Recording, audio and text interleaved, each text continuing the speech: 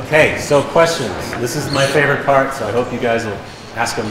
No question is too nuts, because I'm probably nuttier. So bring it on.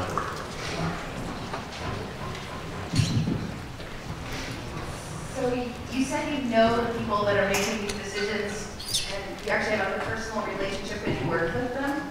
And I'm just curious what you know more about how you've been noticing them functioning as compassionate or less than compassionate humans. And like, personally, what are the people that are making all these decisions? What do you know about them? So yeah, when the transition happened at Interior, they sent in what was called their beachhead team. They clearly didn't expect to win the election, so they sent a bunch of lobbyists and campaign workers to Interior to start taking over the agency, right? Maybe a dozen of them. For months, that's all there was. They couldn't find people to work for this administration, and so it was the lobbyists running the show. So they've been working for hire for a long time for oil, gas, and mining. At EPA, they've been working for the chemical industries. So they were bringing in the very people the government is meant to regulate. So there's no naive assumption that they were going to be looking out for the public good. But you still hope that public service would get a hold of them, and they realize there's a lot of responsibility in these jobs, and they just never did. They got into their bubble, and they started doing this stuff, and to the point where, like I said, it's become a shameful exercise in governing. And I can't speak to their character because I can't see past their actions. It's just too appalling to me. So I put them in this box. They're lobbyists. They were paid to do this, and they're going to get paid really well when they leave. So it's about money. It's clear and simple, and it's really hard to see. And the people that I know that are in there as career staff now, they're having to rub shoulders with these guys. They're in meetings with these guys. I just heard that they released some audio from the BLM staff meeting where they talked about this ridiculous relocation thing. And the audio is the career staff saying, that's not an answer. Tell us what's going on. Right? They're just furious, and they get very few opportunities to say something because these guys don't care. I wish I could say something positive in response to that, but there is nothing positive to say there. How about the next question? We got a bunch over here. Looks like this troublemaker right here is next. So, Ken Salazar was one of our politicians, and we liked him a lot. What was it like serving under him in Interior? So, you know, I like Ken. He was a strong, charismatic leader at Interior at a time when I think that was necessary. He knew what needed to be done. He respected the work that we were doing in Arctic stuff and climate change stuff. But he's also a politician, and he has been for a long time. So he was very careful. Also, you know, good friends with Hillary Clinton, who was the Secretary of State at the time. They worked pretty closely on things, and a good friend with the president. The president used to come to Interior to play basketball. That was there's a gym down in the basement. So those guys were pals. I think in the moment, he was a good leader for the agency to give it a lift, but the politics really got in the way of the agency's functioning, and it became a little bit difficult. I don't put that on him necessarily. I think it's hard to be a senator and to come in and run an executive position like that. And I like Ken, so it's a little hard to speak to that, but you know, it was a challenge. But it was good to have Colorado in the House because he brought a lot of good people from Colorado who stayed for the whole 8 years, which I think is really important. You know, you can when you're populating these agencies, particularly Interior, you want to have a lot of Western voices there, and he did a great job of that. You know, as a representative from out here, so I thought it was a pleasure working for Ken. You know, yeah. Okay. Next question. Hi. You mentioned before conflicts of interest and the very people who were supposed to be being regulated now and being involved in the agency. Would you consider the appointment of Andrew Wheeler kind of the nail in the proverbial coffin there with those conflicts of interest? I thought that until Secretary Bernhardt was confirmed. I thought, no, we can't do worse than a coal lobbyist running EPA. But how about oil, gas, and mining lobbyists running Interior? You know, like I said, there's no bottom to how low these guys will go. But it is the foxes in the hen house, and it's, you know, it's not as though they're particularly good at it either, and this is part of the problem. They're very hand-handed about this. They're making a lot of mistakes. thankfully, frankly, this is the only saving grace, is that the courts are stopping them on a lot of things because they're trying to rush it all through so fast because, again, they know they don't have much time. And that's something everybody needs to keep in mind. If they know they don't have much time, let's make sure they don't have much time. I think that's really important. But yeah, it's a problem. Good question. How's it going?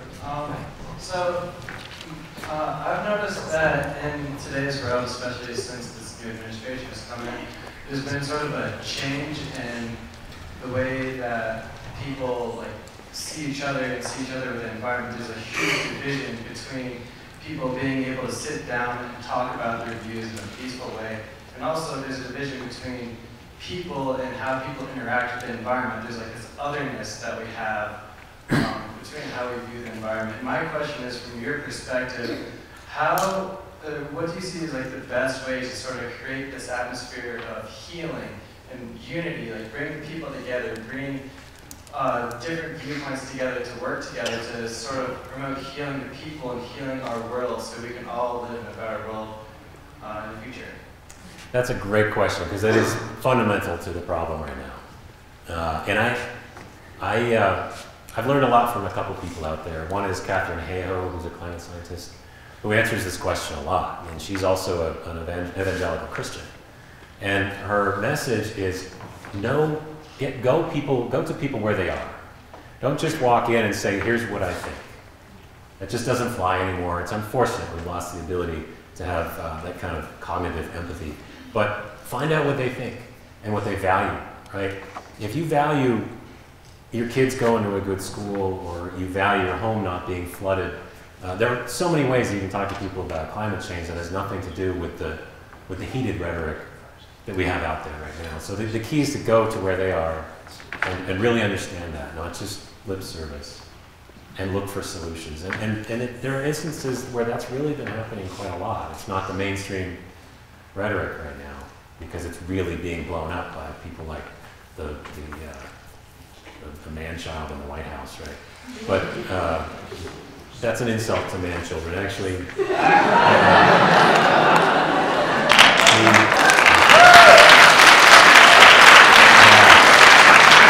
I think we can just go ahead and say sociopath and just leave it at that. But that is happening around the country. We're seeing it more and more because if you go to the right scale with the right people around the right issues, you can have some real good solution conversations, and that's really important. So if you see opportunities to do that, crossing over and talking to people you wouldn't normally talk with, that's great. Get out of your bubble and know where people are coming from. That's a great question. Tough times for that. Okay. Joel, you had referenced the BLM moving to Grand Junction. Yeah. I've heard very smart people on both sides argue for staying in D.C. and going to Grand Junction. What's your opinion about that? So I have pretty strong feelings about this because we've seen Secretary Bernhardt doing a lot of power grabs in D.C.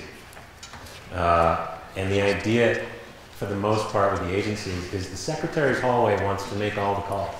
The Secretary's hallway is running that whole show up in Alaska with the refuge. The only way that they can really run the show, though, is to get the bureau headquarters out of the way. So there are only one or two bureau directors confirmed in place. By having acting directors, they can control it from the Secretary's hallway. But sometimes they run into trouble with the career staff that are there in DC because they're the ones running the liaison work with the budget folks on the Hill. Congress controls the purse strings. Congress controls the budgets for each of the bureaus. Secretary Bernhardt wants to be the one doing all that. He doesn't want career staff engaging with the Hill in particular. So, and the sort of odd thing about this, right? So the talking point is we got to get the employees out there in the West where the work is being done. 97% of the BLM is out West. There are very few people in DC, and they're there because the proximity to the Hill is important to the operations of the Bureau. The Secretary is trying to get in the middle there, force these people out of DC. He's sending the Congressional Liaison Office to Reno. It makes no sense. This is so, the only thing that is transparent about this administration is that they just want everybody out of the way. It's amazing. So I do think that I don't think there is anything good about that. I think there are some politicians trying to make hay with that here in Colorado. I don't blame them. There might be some jobs, but it goes against, it's going to negatively affect the mission. A lot of people are going to quit. They're going to lose a lot of institutional knowledge. It's bad for the Bureau. And they're doing the same thing over at Ag. They've moved a couple of big, mostly it's research offices. So they're trying to get rid of scientists in that case. And they're moving them out west to Kansas. And a lot of people leaving. Most of those offices are quitting. It's a great way for them to get rid of employees. Treasury Secretary / Chief of Staff Mulvaney said exactly that. He said, boy, relocating is a great way to get rid of people. We've been trying to do this for decades. They're just admitting it. So, anyway, that's how I feel about it. Thanks, James. Yeah. How would you separate, since the politics, despite the partisanship, which our party is getting in the way, how would you propose separating the BLM and all of these important government groups from the politics itself? How would you propose getting funding to keep that going if you wanted to keep them separate, considering, well, we could have it go to 4 years and then 4 years later somebody could retract all of that could work? That's a great question because and Maria knows this and others, every career at Fed gets whiplash when there's a new administration coming in, and it can dramatically change. This is probably the worst. I had staff who've been in my office since the Carter administration, and so they'd seen a lot of these transitions, and this was the most dramatic they'd ever seen. So this is an extreme example, but it's a great way to find out where the limits are. And I think what we're finding now is we need to have more robust barriers between the career and political staff. So not only, and Congress needs to do that, because anyone can come in as Secretary of the Interior and say, we're going to do the following. And right now the House says, no, you're not, you can't do that. That's both illegal and a misuse of the funds we allocated to you. And they'll say, well, we're going to do it anyway, because we know the Senate is going to let it happen, and you guys need to be talking for this to work. So Congress needs to create these barriers, but when we come in as senior executives and we say that oath to the Constitution and to the mission of the agency and so on, it is an oath to stay out of the politics. I would be in meetings up on the secretary's hallway sometimes, and if they started talking about politics, I would get up and leave. And that neutral competency is really important to the operations. You're absolutely right. It's a big flag right now that we're seeing waving that we need to deal with. And I think it's going to have to be Congress creating those barriers and holding agencies to those barriers. And there are laws that can be created to do that. I think the problem now is that this has all been done by norms. These ethical norms, these integrity norms in the agency, people just got it. They're like, all right, career staff, we won't talk about politics, we won't inject you into this. That's ended. And that's the problem. No longer are those norms good enough. So we need laws. No one wants more laws, but we need more laws. But that is a huge red flag. That's a good question. Yeah. Hello. Thank you so much for being here today. It's clear that money is a motive for our current government and at the detriment to the whole world, which is really unfortunate. I know that companies or organizations, like NRDC, are constantly suing the government for these terrible, risky decisions that they're making. Do you see that as, successful, that it's actually deterring them from making those decisions, or is it just a sum that they can pay? It has been working the last couple of years really, really well. Partly because the administration is so sloppy. Legally, they're just pretty good. So these lawsuits are taken, and we're getting some wins. It's not just the environmental groups. You've got the good government groups. You've got the government accountability type groups. A lot of people, the taxpayers for common sense. It's no longer sort of liberal, conservative divide. People just suing because they're liberals. They don't like what you're doing. And so it has been working really well. I think when I was during the Obama administration, you get frustrated because these lawsuits would come and slow down what you're trying to do, right? But there's a reason for that. And you have to follow the law. And right now, it's the last bastion with these guys because norms have gone out the window, ethics have gone out the window, integrity's gone out the window. All that's left are the places where you've got a legal hook that you can grab onto and make them stop. And it's happened on a number of, I think in the first year, the Trump administration lost in court 25 times on some of their decisions. So I do think it's very important. And in addition to going into public service. Those of you who are studying to be lawyers or are lawyers, there are a lot of roles out there to help stop this stuff. So thanks for what you're doing, and consider diving in there. I was wondering, how do you and how can we kind of grapple with the fact that to work and to even travel to summits and protests and conferences like this involves us personally using fossil fuels? So I have two things to say there. One is, don't fall for the personal responsibility shit that they're doing right now, right? It's the industry that's done this. They've done it. They've been lying to us for decades. They know what they were doing, and they're making record profits right now. We need systemic change, and that fossil fuel industry needs to be dialed back. It's the end of the road. They can't just say, hey, you guys should fly less and you should eat less meat. Yes, that's true. All of the above needs to happen. No question. But really, it's that systemic change that needs to happen. So I want all of the above, and I've really restricted my travel. I try to incorporate several different things into one trip, really cut back a lot. And a lot of the climate scientists are doing the same thing. And I love that they're doing that, but sometimes you can't. Sometimes you need to make that trip. And you're not part of the problem when you do that, especially if you're going to a climate change conference. I do get a little bit exercised around that because the industry needs to stop that. That's a talking point that's coming straight from the Coke Garage. So,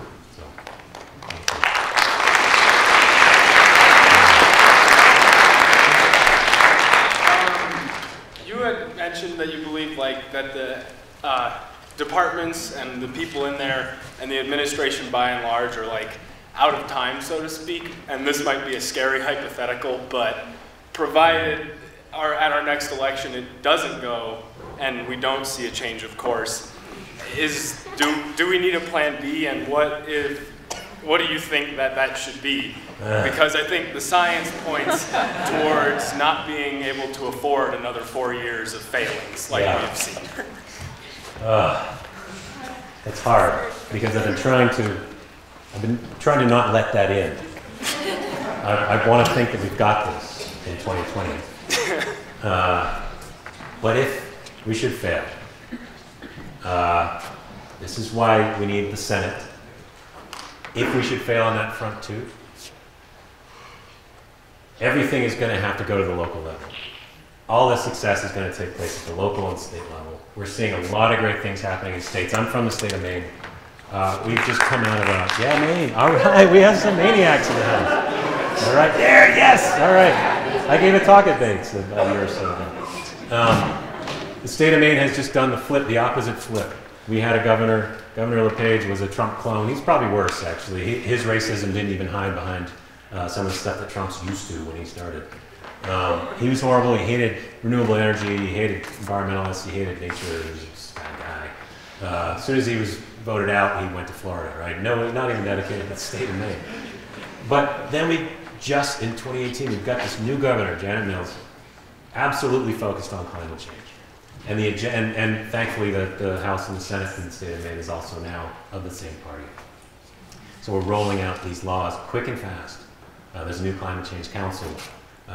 They've started setting goals now for renewable energy. They've joined the Climate Alliance. Maine is now part of the solution. We were part of the problem before. That's where the good stuff's going to happen. And it's going to happen in more states, because at the state level, you can't get away from those impacts. You see it happening. So even these southern states, they're going to start noticing, especially with the weather extremes, these are turbocharged events. We know that much. There's no question these hurricanes are turbocharged by the warm water and air that they're moving through, and other things. We're just seeing so much more flooding. Flooding, and the insurance companies are also seeing it.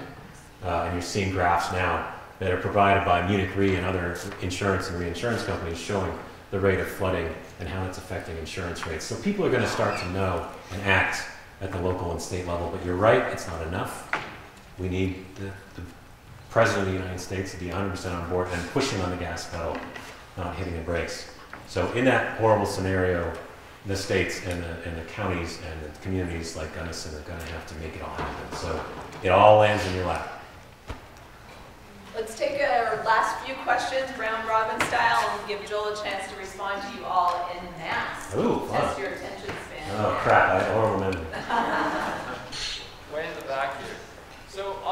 participating in democracy is important, and voting is a huge power that we have.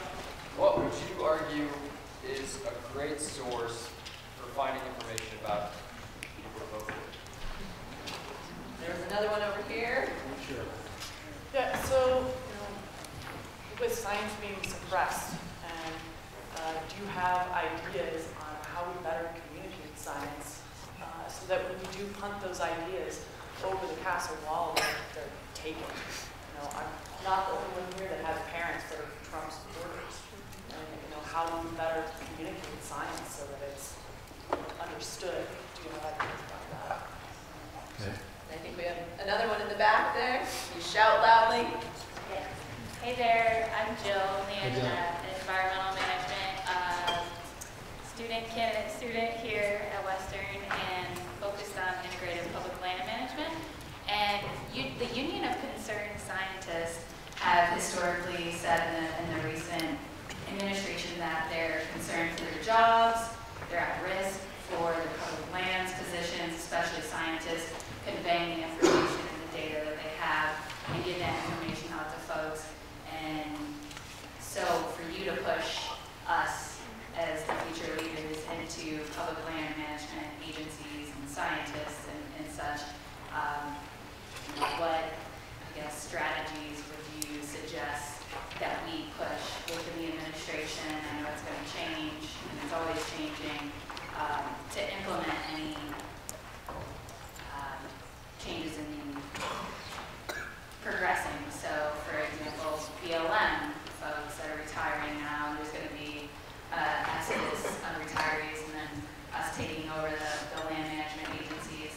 I guess getting new innovative ideas out there and making some changes moving forward to progress to giving ideas and such. Okay, good. I think I can do this. Is that it? Okay. Voting information. Is it possible to do one more? Or is that? Let's try. Let's see. Something might slip through. Let's see one more. So I'm really curious because I love renewable energy. I really want it to come online. How is the technology right now? How soon can it realistically come online for everyone? And what can we do in the interim? Like if we stop fossil fuels completely, how would we be able to live and function without fossil fuels relying solely on renewable energy?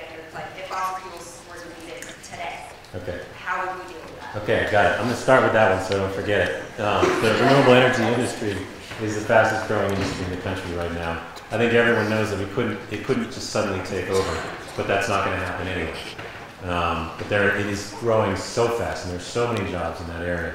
I do think that there's a lot more potential than they would have us think in the fossil fuel industry, because remember, they're controlling the talking points right now. Koch brothers are talking up the facts that solar and wind are not enough.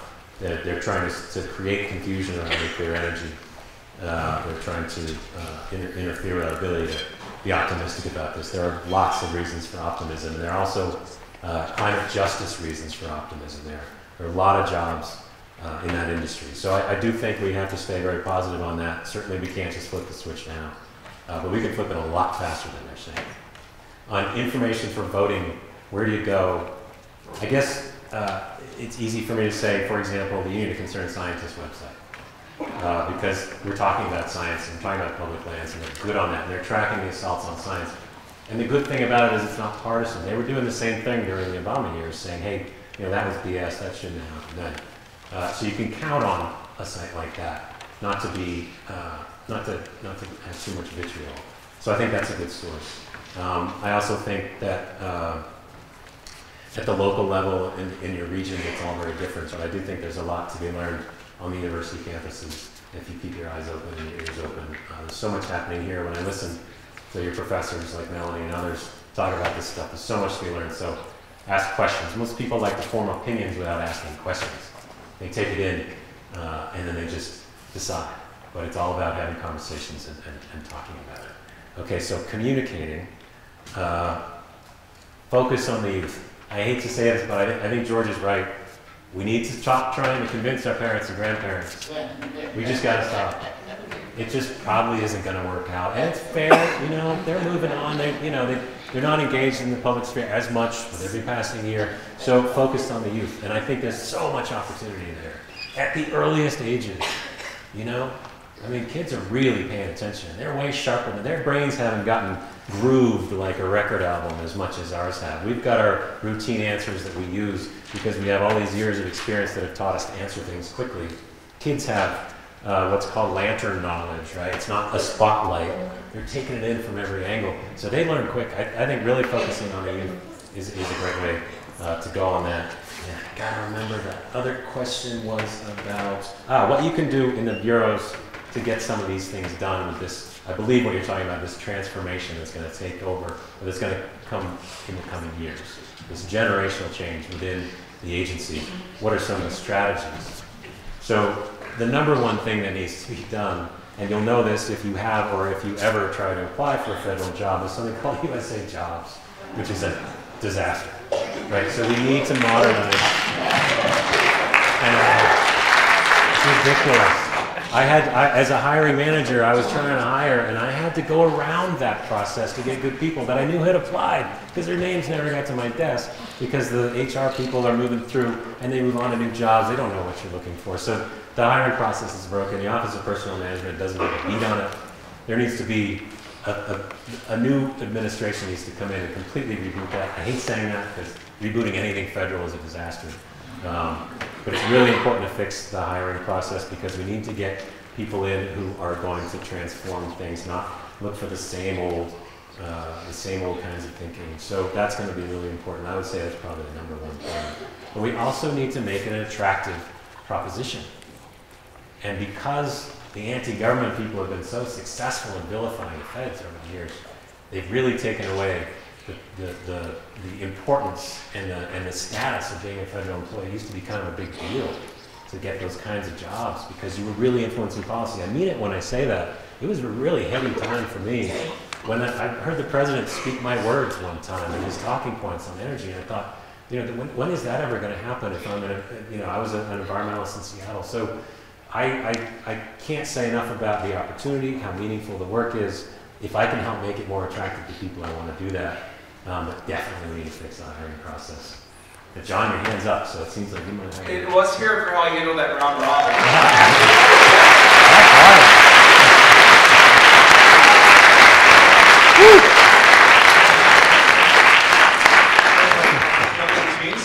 Yeah. Impressive. You know, before I pass on to my colleague, there's some cool thoughts for the students in the crowd for how we can engage them in the kind of careers you're talking about.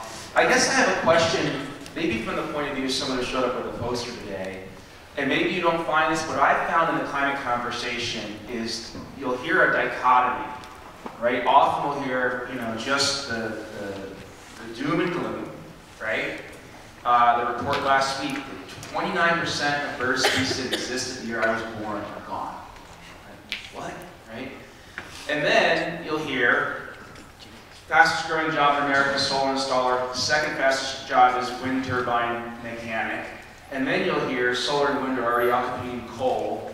And then you'll hear last week 79% of Americans asked for climate action.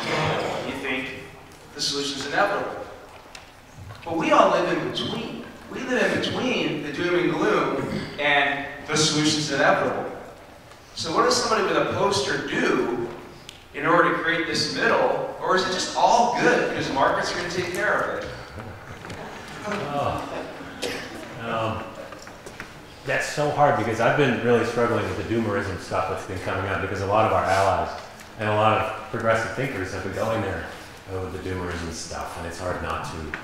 But it has the same effect as denial. It has exactly the same effect as denial. You're not going to get there. So something in the middle. Some writers have done, I think, a nice job of capturing this. We need to stop thinking about this as a time for hope. We can have hope. Hope is great. But it's a time for courage. This is the time where we all lean in more than we ever have before, and how people have leaned in during times of great change in society in the past. We lean in because we know it's important. What happened today with millions of people in the streets was a really good example of that. It was a courageous act. Every time you make a sign, it's a courageous act, as you said earlier. You're taking steps that you might not have taken, you know, earlier in your life. So finding that sweet spot of courage is hard to do, but always lean in. I don't know how to put it as eloquent as these writers have done. I wish I had some quotes. Melanie's great with the quotes. And maybe she has one now. But the idea is to find that place of courage, to lean in and to stay there. And you might get demoralized from time to time, but that's life, right? That happens. But step up, dig a little deeper, find a way to do it. Because you guys all, if you're in this room right now, or you were in that march today, you've got it. You have the ability to do this. And innovation is incredibly energizing. And this is an opportunity to innovate and transform things. This is a generation and a moment right now where we should all be really excited for the opportunities. Of course, looming behind us is disaster, but let's get it done. Yeah. I hope that answers. Thank you, Joel.